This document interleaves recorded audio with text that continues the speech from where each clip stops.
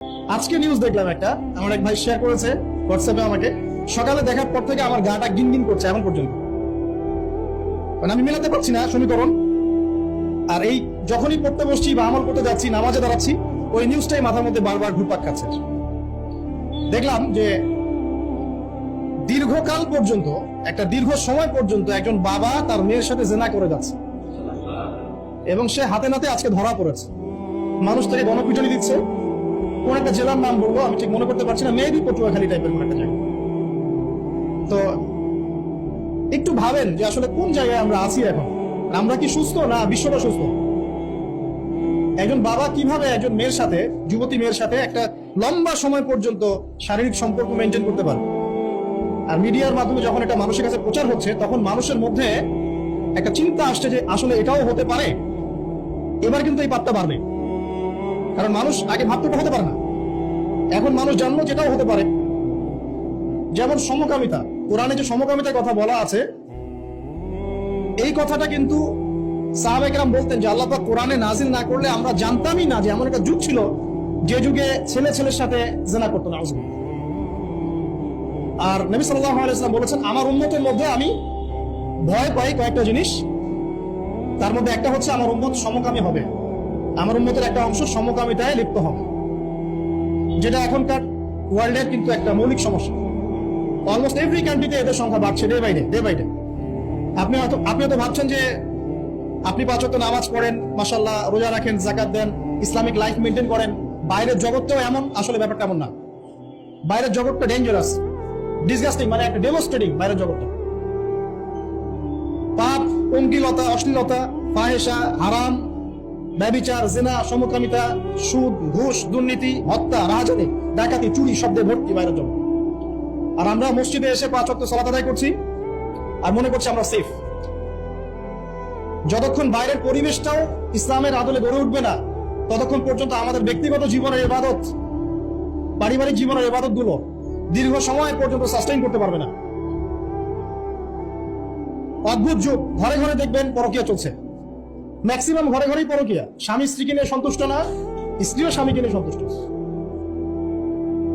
আগে যেমন ডায়মন্ড খুঁজে পাওয়াটা খুব রেয়ার একটা ব্যাপার ছিল, এখন একটা কুমারী মেয়ে খুঁজে পাওয়াটা রেয়ার ব্যাপার হয়ে গেছে। বিয়ে তো করেন নাই, করতে যান সামনে। আর যারা করেছেন তারা তো আমার কথা বুঝবেন।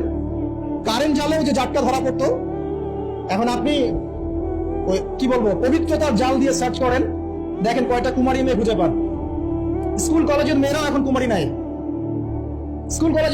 কুমারী নাই, অনেকেই নাই, ইল্লা মাশাআল্লাহ।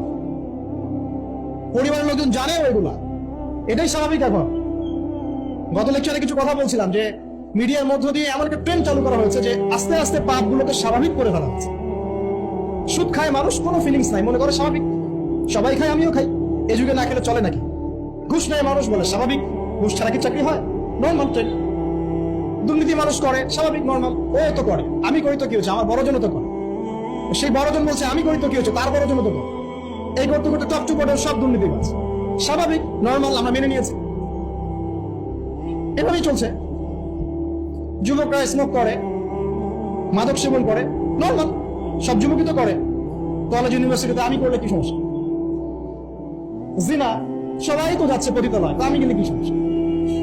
সবাই অ্যাফেয়ার করছে হারাম, তা আমার একটা গার্লফ্রেন্ড থাকলে কি সমস্যা? এভরিবডি হারাম গুলোকে আমরা মেনে নিয়েছি এবং মিডিয়ার মধ্যে দিয়ে ট্রেন্ডটা চালু করা হয়েছে যেগুলো নর্মাল।